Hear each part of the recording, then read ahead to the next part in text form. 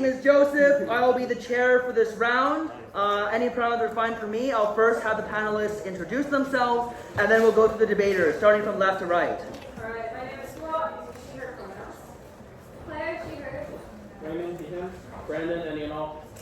Cool, perfect. Let's go through the teams. Tell us your names, your speaking positions, and if you like, your pronouns, beginning with opening government. Speaking first for OG, Stan Lee, PM pronouns please. I'm speaking second on OG, Andre, I use they pronouns. OO. Speaking first, Melissa, she, they, please. Speaking second, Boss, she, they as well. Thank you. CG. Speaking first, Alisa, she, her. Speaking second, Angelina, she, her. NCO. Speaking first, Aliyah Sheher, speaking second, Sarah Lee Sheher. Cool. For timekeeping, I believe you have our lovely timekeeper here, Tyra. She'll be giving you time signals, so please look out for those. As a reminder, please always time yourselves and other people. So, one last note on recording the round. This round will be recorded by Ted, and I believe all the speakers have consented to recording, so you don't have to take your recording yourself if you don't want to, but you can if you want. I believe. All right, cool. Anyways, I'd like to call this round to order and invite up the Prime Minister to defend the motion in their name. Hear, hear.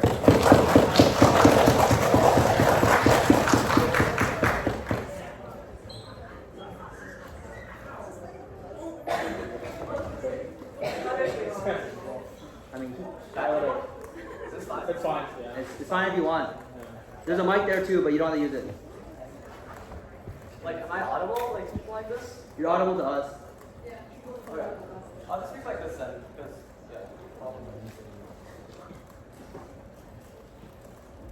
Okay, QI for raising hand, pronouns you can. That was my first choice.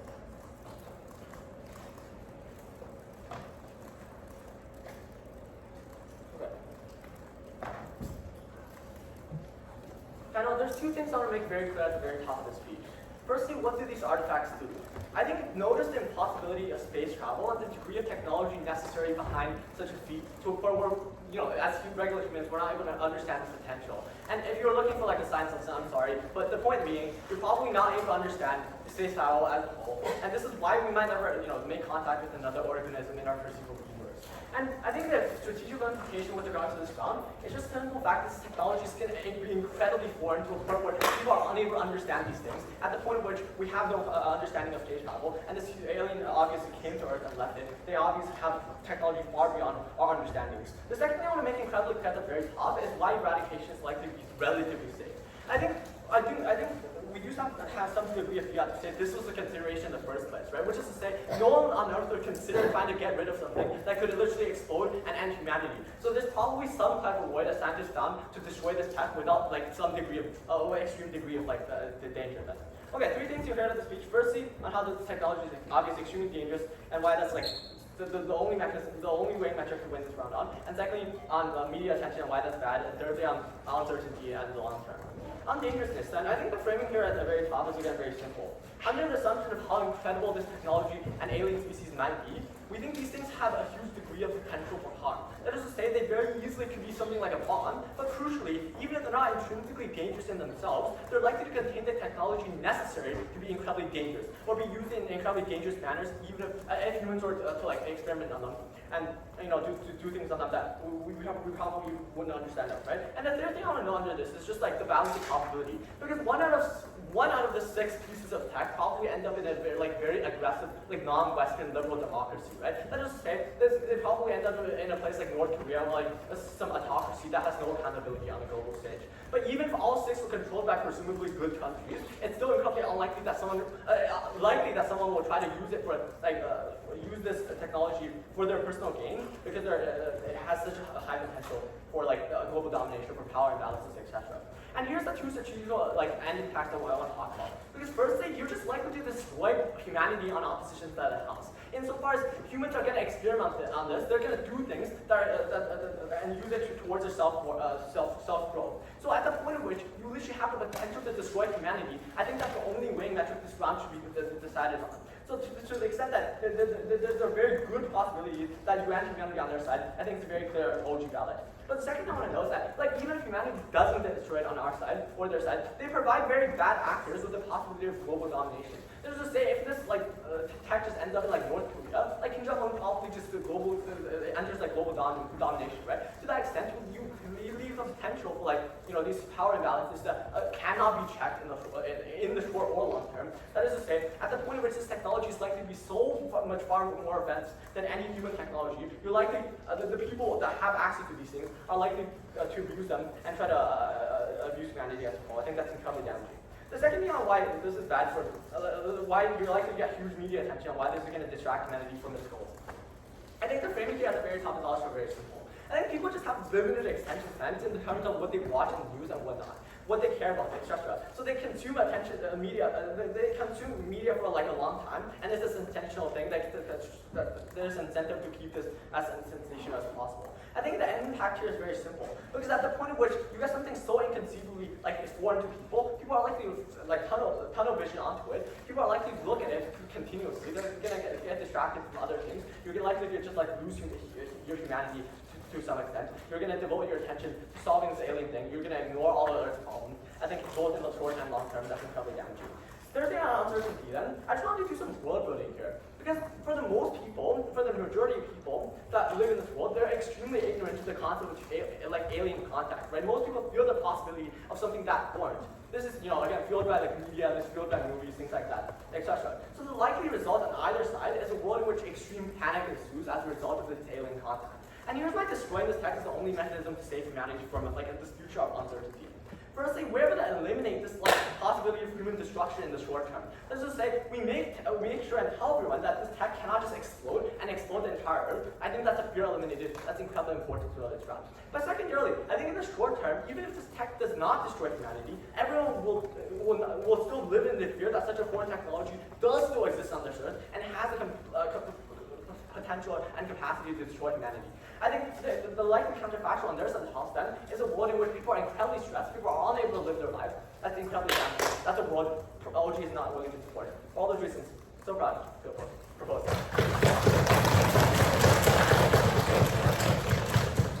Thank you very much, Prime Minister, for your speech. I'd now like to invite up the Leader of Opposition to open up the address for the opening opposition team. Hear, hear.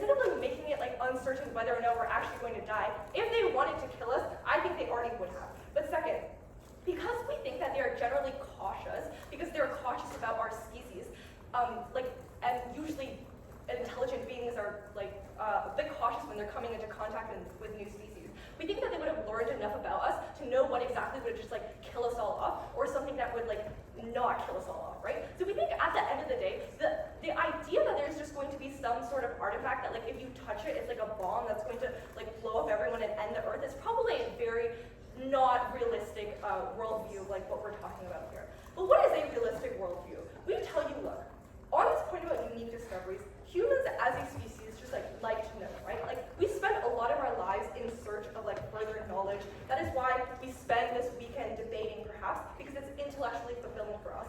But because there's so much we don't know about the universe, and there's so much we can learn from these artifacts about the universe, we think that as a human species, it would be very, very regretful, like we would feel very, very regretful if we were not able to explore what these discoveries actually meant for a human race, right? We think that, like, just in and of itself, the idea that you did not discover and you were not curious and you did not, like, research something that was, like, foreign to you will always eat at the human race, because we will have this regret about not learning more when we could have learned more, when that is what, through thousands, hundreds of thousands of years, what people have been doing. What they do is they learn and they want to learn. This has been shown throughout history. We think this will continue. But two, we think that, like, this kind of discovery can be really, really good for humanity, right? Because yes, OG tells us maybe it's really bad. But because I mitigated most of this, I think that, like, maybe this discovery is going to, like, save humanity, right? Maybe there is a secret scroll that just, like, says the, like, secret to happiness on it. Everyone can read it and everyone can be happy. Or maybe there's just, like, a fortune cookie that spouts wisdom at you, or whatever. Or there's a magic cure to cancer, or there's something that just makes everyone get along. I know this seems like sunshine and rainbows, but because of this, like, properties, these artifacts, we don't know that much about them, it is very, very possible that they can do things that are even better than what we expected. I don't know, maybe they make it so that UWCS kids, like, happen to take a shower or something. But next I want to talk about, like, the safety of the human species, right? Because clearly we don't know, like, that much about what's out there in terms of the universe. That's to say, because these artifacts are, like, potentially, like, the owners of these artifacts potentially own more dangerous things that we don't know about, we think that, like, because we don't know how they came or how they left, we don't really know anything about this alien species. It is almost essential for us, if we want to, like, keep the human species alive, to, like, research about these alien species, to take as much information as possible and to, like, internalize it so we know what we, like, are getting into in terms of, like, preemptive protection, right? Because maybe in the future, this alien species is going to decide that they actually do hate us and they actually do want to eradicate us. And in this case, we would have more knowledge about them, maybe knowledge about, like, how they operate, or, like, the systems that they have with, like, the things that they leave on our Earth. Like, OG says, like, this tech is foreign, and we don't really want to, like, look into this kind of foreign thing. But I want to say that, like, at some point, even the Earth was foreign to us, right? The point is, the more we research about it, and the more we collaborate on learning about this kind of species, the more we're able to, like, be, like, preemptive and able to, like, protect ourselves against the attacks that come. Like, I think even in this case, like, on OG, like, their worst case scenario is that we just, like, blow up from this kind of, like, bomb that happens. But even in that case, like, at least we're dying a swift death, right? On our side of the house, like, you don't even die a swift death. You probably die a slow death because these aliens are, like, slowly eradicating you. But even on our side of the house, we're able to at least prevent it to some extent, and maybe even, like, learn more about this alien species who can teach us more. If they do want to collaborate with us, and they do want to talk to us, and they do want to interact with us, maybe we can learn many more things about a more sophisticated species than us. So at the end of the day, speaker, what we bring to you is we allow humans to satiate their curiosity, we protect the human species, we are so proud to oppose. I'd like to thank the Leader of Opposition very much for her remarks, and invited the Deputy Prime Minister to continue the opening government case. Hear, hear.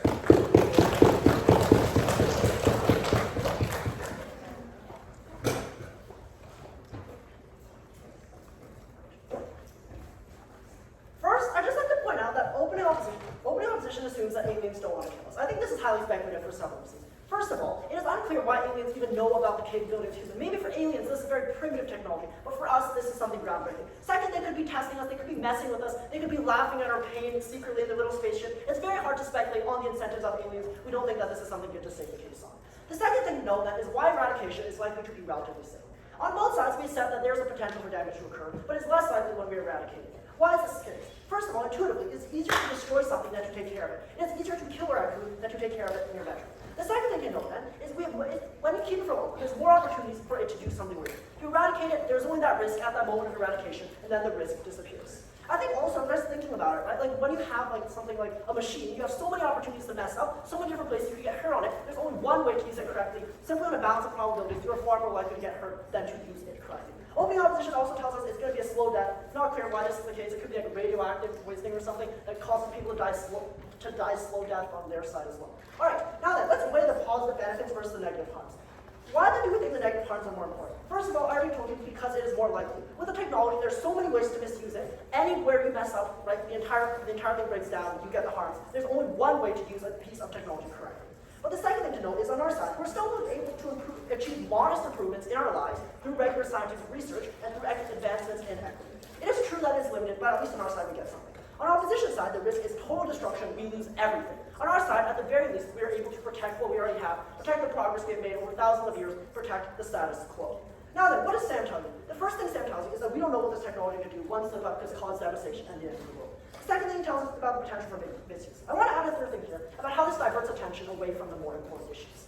First off, people have very limited attention spans in terms of what they watch in the news, what they care about, what content they can consume. There's only so much they care about. Incidents like this are likely to consume media attention for a very, very long time, right? Through things like sensationalization, like aliens, so cool. And the result is if you keep it, every once in a while some new development fizzes up, maybe it does something strange, it gets back in the news. The result is it just stays in the news cycle for just about forever. On our side though, you eradicate it, it stays in the news cycle for a while, and then eventually it goes away.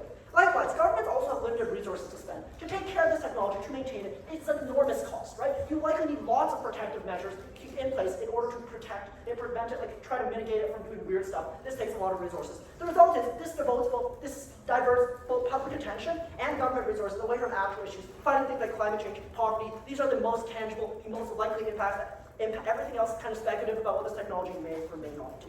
The next thing they tell us is about scientific research. Again, maybe it is true that one day we might be able to understand this. But there's a couple things to note. First of all, in the status quo, we don't understand how this works. It is inexplicable. That's what the Infoslide says. We cannot really study it. There's not much value we can derive from it. But the second thing is, there's nothing to say that in the future we will be able to understand it. That is highly speculative. Again, I think on a government, we believe we should focus on the more certain outcomes. They then go on to tell us about how there's specific benefits of the technology. Maybe one day we could communicate with aliens, we could develop relationships with aliens. We simply just don't know anything about aliens. There's not a lot of context provided in the Infoslide about this. We don't think it's really fair to kind of speculate on, we don't know what this technology does. You can speculate on what this technology wants. That's not certain at all.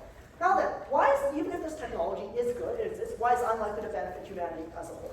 The problem in the world, in the status quo, is not that we don't have enough, it's that it's not distributed fairly. The world produces more than enough food to feed everyone. The problem is not that we don't have enough food, the problem is that the rich hoard the wealth and then they throw out the food just because it looks wonky instead of giving it to poor people. They gatekeep access to things like medical care, things like fixing climate change. Now then, why is this a problem? Because the wealthy have access, leverage over governments, they have things like campaign donations, lobbying, corruption.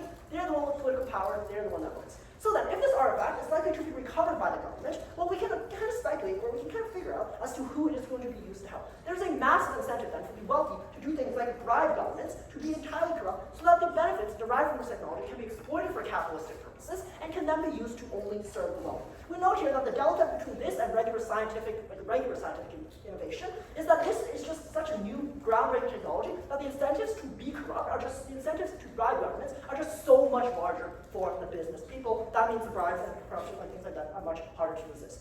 What are the results then? First of all, this technology doesn't really help anyone. Second, inequalities, intervention. We have things like social unrest. Here on site open government, On opening government, we told you several things. First off, this is likely to cause extreme danger. This is likely to cause extreme harm. It presents an element of uncertainty of risk that never goes away. It haunts people's lives, haunts us for the rest of society. Everything opening opposition tells you is speculative. It is speculative. Maybe one day we'll be able to, figure out this technology. Maybe one day we'll be able to communicate with aliens. But what is certain is in the status quo, this is a risk. The risk, first of all, in people's minds, an issue of perception, an issue of inequality, an issue of diverting attention. We are so proud to host.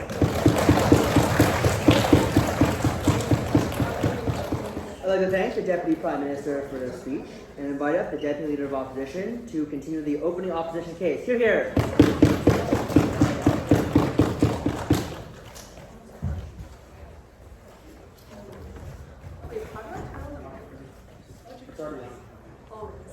Or you flip the on switch.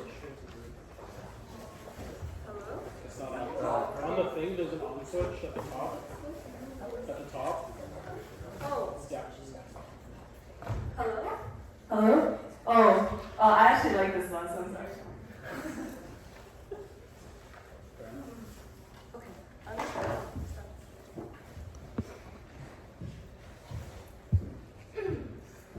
Okay, can everyone hear me? Yeah. Or the people that matter, can you guys hear me? Wow. Just kidding, of course. Oh, yes. So me and Tanush started a trend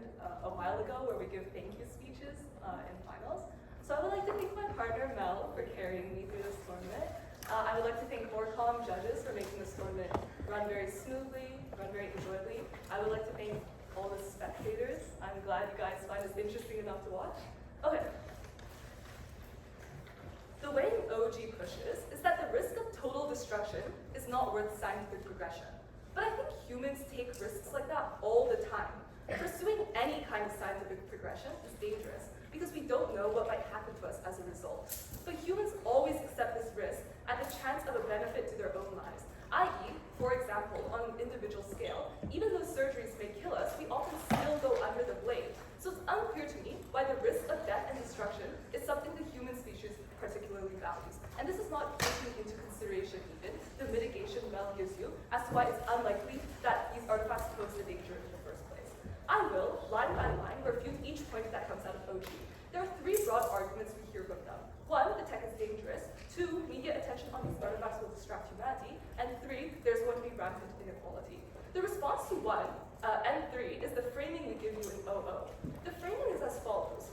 Mel tells you that if they wanted to destroy us, they would have done so without giving us agency over the matter, i.e. they wouldn't have let us choose whether to tamper with weapons of mass destruction. And if they're as sociopathic as OG suggests, I'm unclear why, if we don't fall for their whimsy trickery, they won't just up the ante. Like, it seems on both sides we get, like, whacked around by aliens as their playthings. Like, I don't think we're going to leave the artifacts alone and eradicate them, and they're going to be like, they didn't fall for it. Rats. There goes, like, my little, like, trickery, my little, like, plan to see, like, these little, like, humans be destroyed. Like, they're obviously going to still do bad things to us, right? Second, I think aliens are probably equally cautious of us as we are of them. So it's unlikely that's going to be something accidentally dangerous. They would have studied our species before coming to our planet. They know what harms us and our Earth. They probably wouldn't have left an artifact on our Earth that would hurt us, since we've already disproven that they have malicious intent. The second piece of framing, then, is that everyone gets access to the benefits of the artifacts, and this is very crucial. Note that this frames out the argument that comes out of OO second about inequality. We'd say that this probably appears to Earth as an external threat, so governments on Earth are likely to work together. The common saying is, enemy of an enemy is my friend. Countries are probably going to recognize that they need to work together to deal with an outsider, so they're probably going to draw up a treaty of some sort in reaction. They're likely going to send scientists, researchers, resources, etc., that are likely to gather together to work towards figuring out what these artifacts are and do. Even if there are very few artifacts, there's probably going to be a clause in the treaty that determines, for example, a rotation system. So I think there probably won't be much conflict over the contract because this situation seems quite urgent. The artifacts are already on Earth, so the priority will probably be to draft the contract to deal with it. I also think that the mechanism for why countries are just going to forward artifacts is that other countries are likely to keep each other in check, especially in the presence of a treaty. Because I think especially since there are like a lot of world powers in our world currently, I think it is likely that they're not going to like let one world power control the entirety of these artifacts. Then they may say that developing nations don't access these benefits. But I think, first of all, just because they're developing doesn't mean they don't have great minds, so I think they can still contribute to this cause. But more importantly, the cost of world progression is almost always developing nations. But that doesn't mean the world shouldn't progress, because some people are still going to be benefited. But furthermore, I think eventually, people in developing nations are going to be able to access these benefits. So for example, since developed nations have such improved infrastructure, eventually these benefits have come to developing nations. In their best case, if human nations are pitted against one another, they're likely to do this on their side as well. So for example, if we concede that there's going to be a lot of corruption and there's going to be a lot of like violence and conflict between these countries, I think the problem is that these countries already are like against each other, as they say. I think they're probably also going to have conflicting opinions on whether or not they want these artifacts destroyed, so conflicts are going to break out on their side of the house as well. The response to two is quite simple. I'm not actually clear what the impact of this argument is. First, we already proved why the fear of like these artifacts is quite unfounded. But second, I think the characterization of people constantly thinking about these artifacts and living in fear is quite unrealistic. Like, I think people care way more about their own lives because it feels closer and more familiar to them. It has real life, tangible consequences they can see in their lives. So for example, someone living in poverty is still going to be concerned first and foremost about whether or not they can afford a meal tomorrow. This severely mitigates their case because it's unclear to me how large of an impact the existence of these artifacts will have on an individual's day-to-day life. Therefore, I think my partner's push on human progression is probably far more important in this round. Because even though OG tells us we will be fearful because we know nothing about this, humans learn from studying things. We learned more about space because we went out and studied space. Risk has never stopped humans from exploring and studying alien things. But human progression is generally just important because progress has historically just improved quality of life, right? I think increased information also allows us to make better informed decisions, take preventative measures against things that could possibly harm us, etc. This is important. I also think having knowledge is inherently fulfilling. The more we know about the world, the more fulfilled we personally feel. That's why religion exists, for example, to explain the unexplainable, because believing we know more about the world makes us feel better. I think on opening opposition, humanity is just better.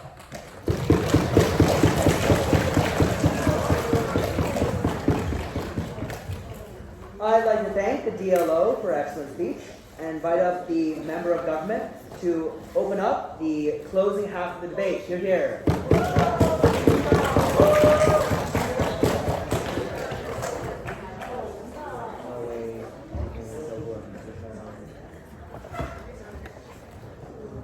Wait, can I have a timer actually?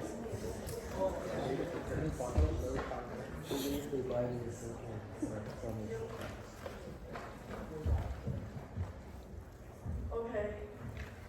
So before I begin, as our name suggests, we are selling silkworms. However, because you're all special to me, you get a 100% discount, and I'll give it to you all for free. So please contact me after.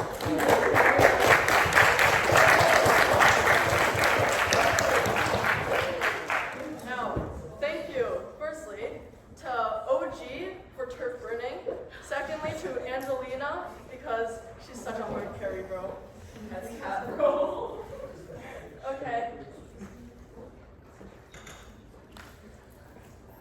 Aliens see us as a threat on opposition. Few things in my speech. Reputation is integrated. I'll have 2 points. The first is how aliens see research as a threat, and the second on how this distracts or detracts from other social issues, other political issues. Firstly then, I'm going to talk about how aliens see research as a threat. Why is this likely that they don't want to be found, firstly? 2 main reasons. Firstly, the area in which these artifacts have been found has been hidden. It's undetected visitation, meaning that it's probable that these aliens didn't want you to find their place in the first place. Secondly, the historical context. No one has ever gotten a good view of UFOs. No one has ever taken a good picture. There's even no real proof of their existence. Even if NASA is publishing an article about their existence, it's still a conspiracy theory at the end of the day. What we think that this implies is that aliens don't want to be found. OO is right. Aliens probably have resources to kill us, but our push is that they don't see us as a threat yet. Why is this? 3 reasons. Firstly, they have unique and powerful properties, which is probably already superior to that of humans, and we also have no information on them, so anything they say is speculation. They probably have resources, considering that this is dangerous as a discovery. Secondly, they have inherent leverage, because the worst case is that they know where we live, whereas we don't. They know people's addresses because they can see us from above. Where can we find them? That means that they have more knowledge, and they can capitalize on human fear as well as exploiting that sort of knowledge that they have over us. This leads to things like media and echo chambers. We went over OG here because they used it in a different and never mind. Thirdly, they think we're cute. OO says we don't know anything. Yeah. That is correct, and that works in government's favor because aliens understand that we know nothing about them, so they perceive us as toys. They perceive us as something to study as we're alive because they think, well, we're cute, we're interesting, we can't do anything against them. Our case is more realistic than OG, and it is simple. It's that we think that mystery is greater than danger, that is something that aliens can capitalize on more.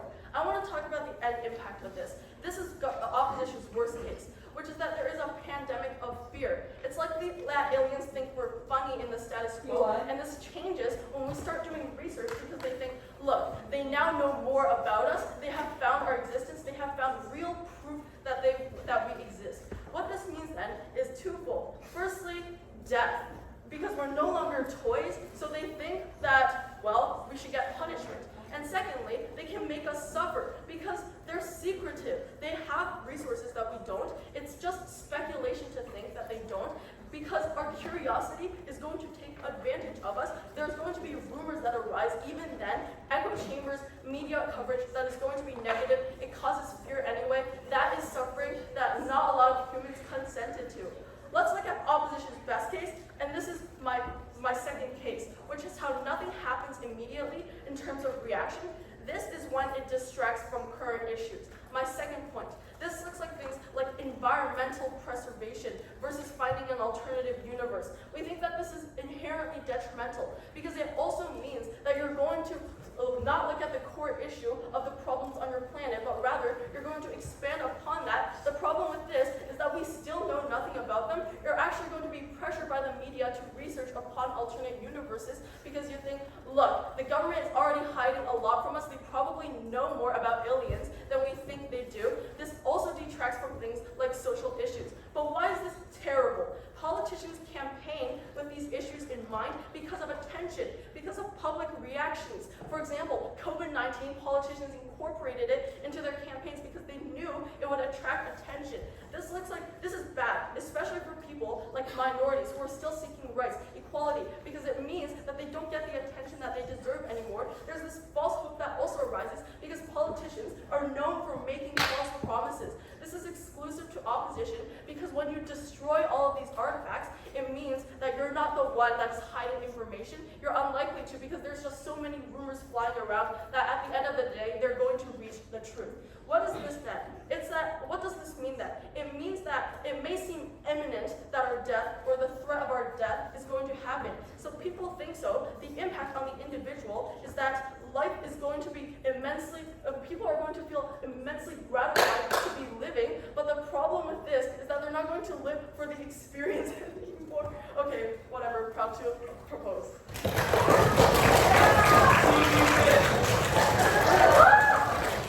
Buy my silkworms, they're 4 days old. Are they dead? I'd like to thank the member of government for their fine speech and invite up the member of opposition to extend on the opposition case. Hear, hear.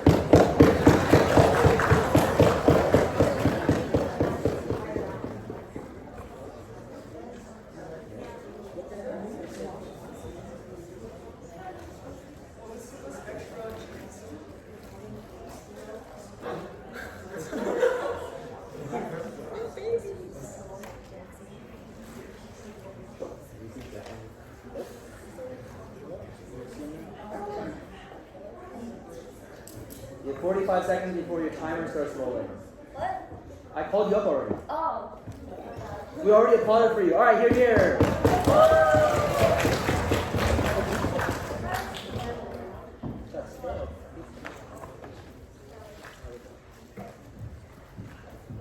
I'm sweating out my mic. Does that count when I move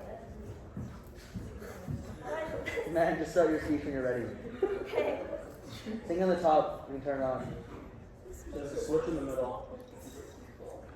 This microphone's not good. Yeah. Wait, it sounds nice on our end. What? So the mic sounds good on our end. Right? Can I? Do I have to? Is it? No. Okay. Great. You might need to talk a little bit louder. Oh, okay. Turn off the mic, please, as well.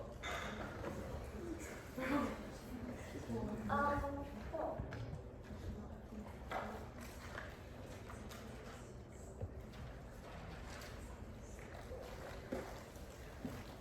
I will give a really quick thank you speech, and that would be thank you to all the judges and I guess Sarah. No, it's only because Sarah doesn't give thank you speeches, so. That's so big. Okay, ballot. I'll start in 3, 2, 1. I like to recognize that the majority of the opening clash is dependent on who will actually end up accessing these sort of information. Because Odo explains that these sort of further advancements will be better for humanity as a whole, while OG tries to clash on the idea that people, and especially elites and governments, will likely keep this for their own uses, and that will mean it's basically incredibly bad for humanity.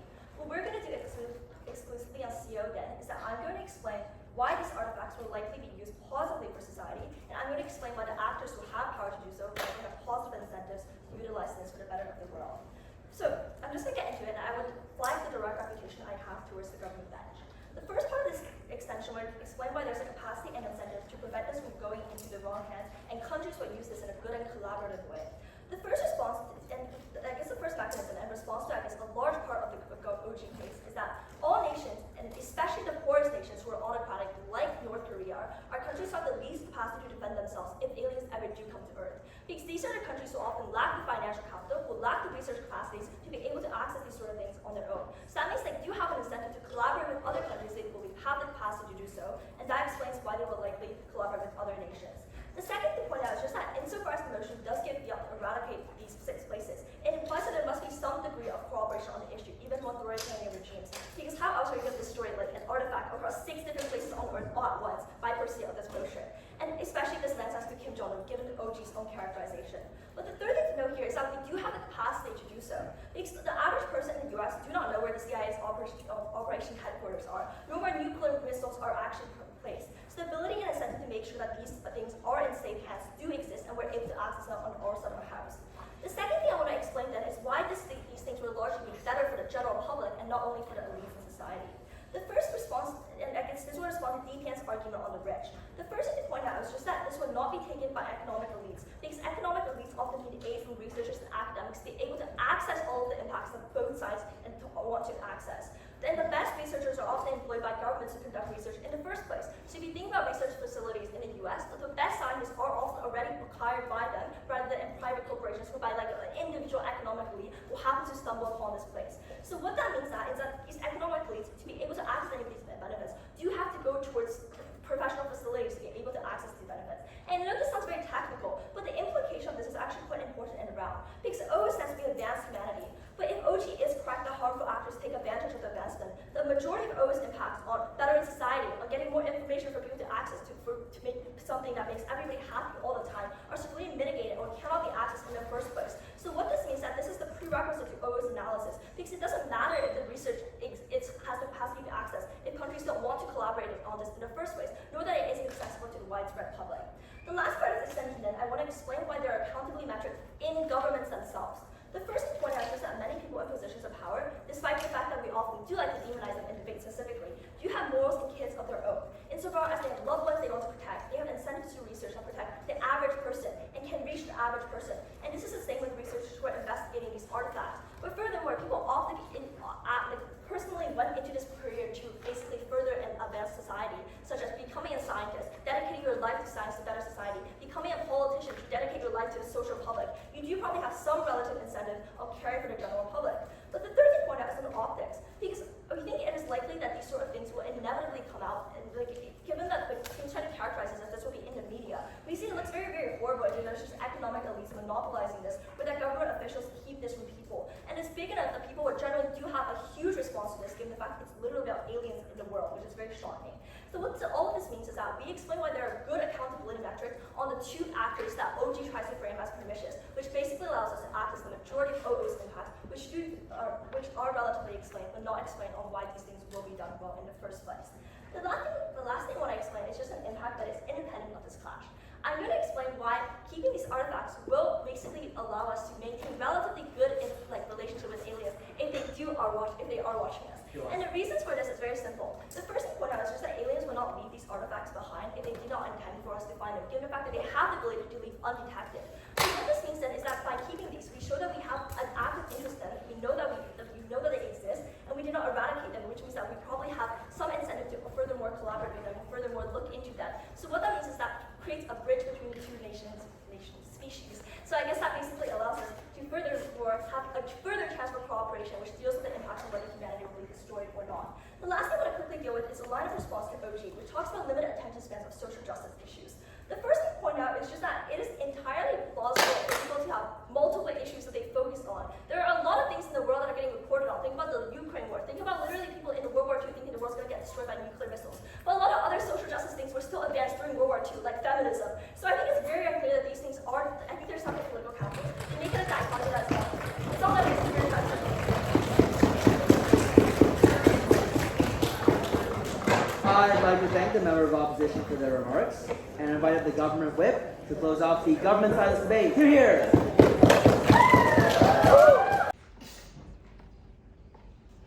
Three things in the speech. Firstly, what do we think the incentive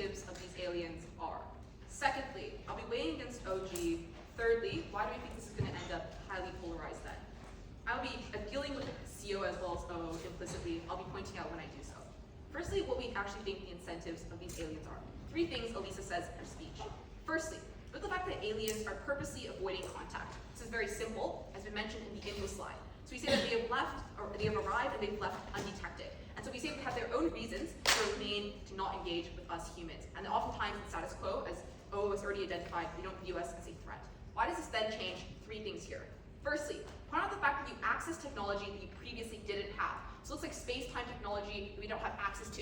And if it looks like the cure of cancer, we'd argue this is technology that is far beyond the current limits of a human being. So we think that the attempts to even develop this technology is implicitly a threat to these beings. Secondly, point out the fact that governments and people in general tend to view them as threats. I'll be explaining more later why this becomes incredibly polarized, but just note here the fact that there are a certain amount of individuals in society who will want to prepare for alien invasions, things like that.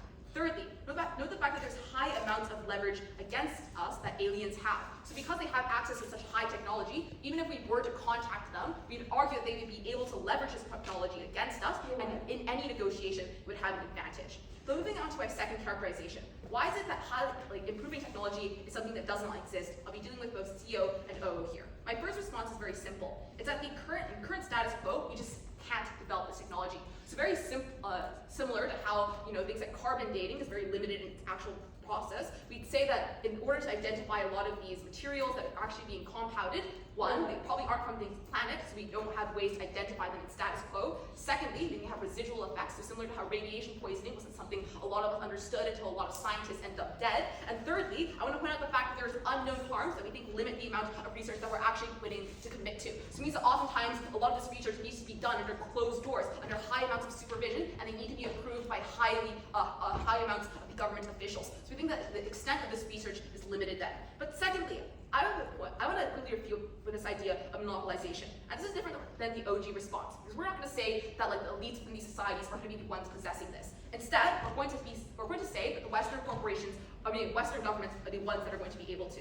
The reason is very simple. It looks like how a lot of these governments invaded different countries, different developing nations, and took resources from them. We'd argue that, as you've already stated, these developing nations are the whim of these larger governments. When they're able to come into these countries, they're able to steal these resources, and oftentimes they're willing to buy out a lot of this alien residual artifacts then. Why do we then say it's bad? And I want to note that this deals with their case, even if we acknowledge that there's some level of research that is occurring. A few things here. One, I'll tell you that it's highly polarized. And so number one, not only is this a principle bad, because recognize the current debt that the government has is to its people and the struggles that they are facing first and foremost. So it looks like how climate change is a very recent impact that actually impacts the people of the state. It looks like how oftentimes things like homelessness is something that we should genuinely be dealing with. Why does this funding get redirected on their side of the house? This is a very different mechanization than we get out of OG. One, you see that oftentimes the public are informed about the decisions that are being made. So it means that the government does have the incentive to publicize a lot of these reports because they need to justify why they're funding trillions of dollars into a new campaign. But why does this funding then shift the grounds of a lot of elections and political environments in general? One, we see that oftentimes it becomes the incentive of politicians to campaign on basis of this space-time research as well as this general extraterrestrial research. One, not only is there no guarantee as to how this is actually going to benefit any residual being, but secondly, point out the fact that this means you have to redirect high amounts of funding that is currently going into programs like state welfare or programs that genuinely benefit the people within our society. I would argue that is a detrimental bad because it means that oftentimes this funding doesn't hit the most vulnerable in our current state. Secondly, then, we see that in future elections, it leads to high amounts of polarization. So there's a certain amount of people who probably want to, further research on this, and there's a certain amount of individuals who probably want to, find and contact these aliens. Very notably, different governmental organizations, as well as different political parties, are going to have different agenda when it comes to a lot of these resources. And so what we say happens then is that it becomes incredibly hard to get a collective action when it comes to these programs in the first place. But why do we then weigh over OG?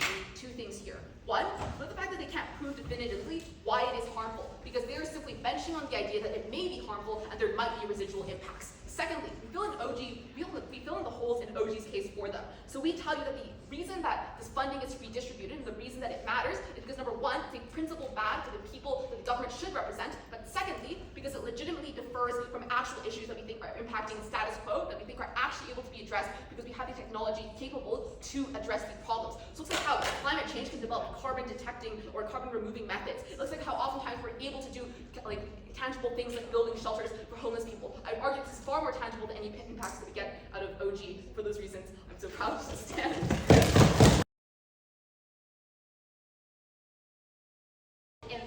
this round, which relate to weaponizing or utilizing this technology and artifacts, is first reliant on proving that this technology can be developed by nations across the world, and why there's an incentive to conduct research that actually helps the average person as opposed to solely elites. And while our opening had great impacting on creating preemptive technology, but the problem is they gave very little analysis on explaining as to why governments actually have the capacity and the incentive to do that in the first place, and that missing analysis was the core of the CO extension. I'm going to do two things in this speech. I'm going to address the government as a whole because a lot of their arguments are reliant on ideas of social justice, etc. And then I'm going to do more explicit differentiation from our opening. So firstly, let's deal with the analysis that comes from CG. A lot of this analysis is basically saying that governments will redirect money from other important social programs. The first reason is just that this won't happen, because if you buy their analysis, which says people care most about the things that are most proximate to them, like getting access to shelter or getting access to water and surviving the next day, presumably this will be their primary voting concern regardless of what politicians say, because how are you supposed to vote for a politician when you cannot put food on the table in the first place? But the second thing is questioning, is this shifting of resources necessarily a bad thing in the first place? Because while current social issues are absolutely important, it really doesn't matter if aliens kill us all, because staying alive is a prerequisite to even fighting for any other right in the first place. So the way here is very simple on magnitude. None of the Gov teams gave any reason as to why we ought to prioritize present people that are currently alive. So if aliens do presumably eradicate or invade the Earth in the future, the amount of people that suffer at the hands of aliens that are likely to do their lives far, far, far outweighs and outnumbers the individuals that currently exist on the planet. So, but the rest of their extension is basically on why there's politicians will campaign and reveal this information. But the reason why this won't happen is A, most politicians won't even be aware of this in the first place. I don't think the average US politician is aware of the location of the US's nuclear missiles in the same way they probably won't be aware of this. But also secondly, there's immense pressure from other governmental departments and influential figures to not reveal this information, like different intelligence agencies, research agencies, bureaus, etc., because it impacts their own research. And the reason why this matters is that if politicians care about getting elected, it is almost impossible to do so to get support from the general public if military leaders, intelligence leaders, and so many people in influential positions that are funding your campaign denounce your claim and denounce your claim in the first place. So the implication of all of this is that presumably governments, the most important funding will still remain, even if it doesn't, we probably outweigh that. But now let's get into some more explicit differentiation from our opening. Because proving that countries have the capacity to actually use this technology in a good and collaborative way is a prerequisite to accessing any of their impacts on, for example, satiating human curiosity or furthering alien attacks. Because OG does give a valid criticism, which is that there's a very real possibility this technology falls into the hands of an autocratic nation, or how even within democracies, the technology might be taken and used by economic elites for other research purposes and not so much helping the general public. And the only O response to this from PLO is that countries will acknowledge that this is a common threat and consequently will collaborate together. But this response was insufficient. Why? Because many of the leaders of these nations aren't the most rational people. I think it's highly likely that many leaders believe that aliens are less of an imminent threat compared to the USA trying to limit their nuclear program, because one is a very visible and proximate threat, whereas the other perhaps may be more long-term. And even if they believe this, many of their advisors will likely repeat this information to them because there are high risks involved in disagreeing or presenting different opinions to an autocratic nation, meaning there's kind of this self-reinforcing echo chamber where many leaders of autocratic nations may believe to prioritize issues with other states as opposed to prioritizing research onto aliens. And this is important because if the technology falls into the hands of selfish elites or is just misused in general, the general public will not be able to access any of the impacts of developing this research. And note that O also never sufficiently responds to OG's content on this falling within the hands of economic elite and the research being used for capitalistic purposes in the first place and not so much using to help prevent attacks in the future.